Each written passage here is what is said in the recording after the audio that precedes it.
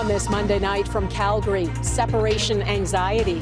Why an increasing number of Albertans want to break up with Canada. We're not separating from Canada. Canada separated from us. How Alberta's premier is responding and the pressure she faces.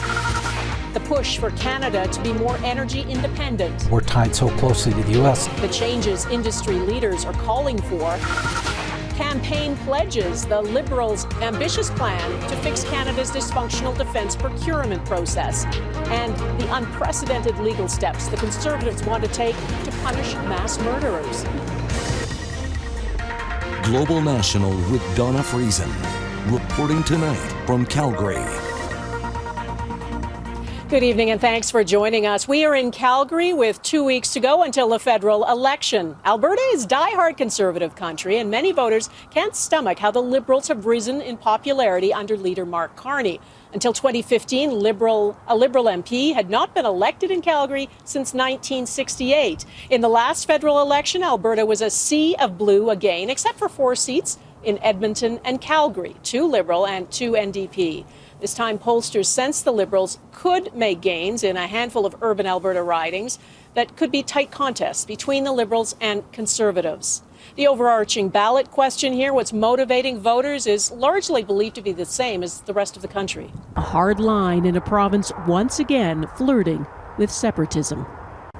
That separatist sentiment is still representing a minority in Alberta, but every Albertan agrees on the importance of the oil and gas industry. It is the lifeblood of this province and vital to Canada's economy, too. Last year, 97% of Canadian oil exports went to the U.S., so when President Trump threatened a 10% tariff on oil exports, Alberta felt exposed. Our Alberta correspondent, Heather Urix-West, is with me. Heather.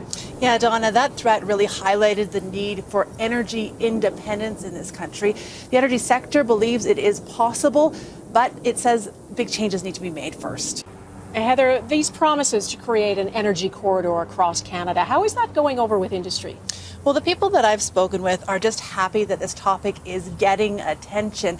Mark Carney is promising to cut the approval process from 5 years down to 2, while Pierre Poilievre says his party will get it done in less than 1 year with a target of 6 months.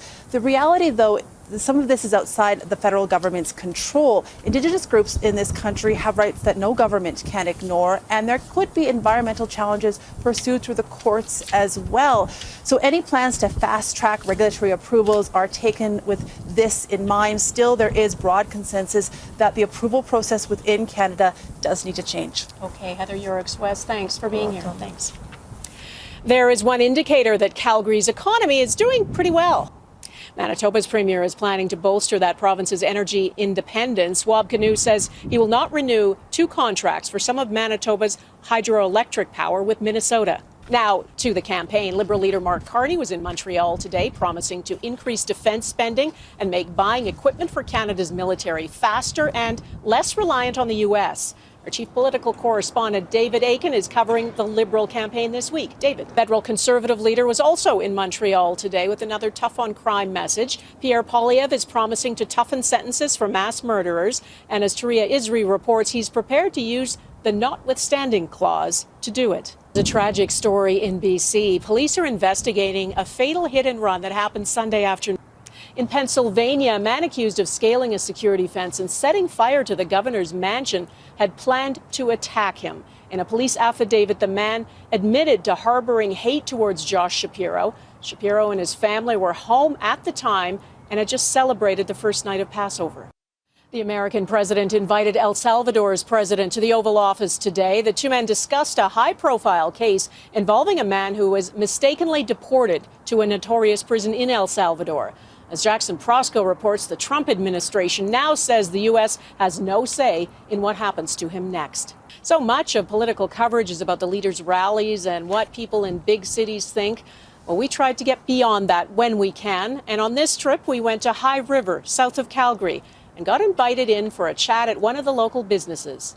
It was a reminder that kindness still exists and talking politics doesn't have to be divisive. So great to be welcomed in there. That is Global National for this Monday. I'm Donna Friesen. We leave you tonight with this stunning view of the Canadian flag flying over downtown Calgary. Thanks for watching. Bye-bye.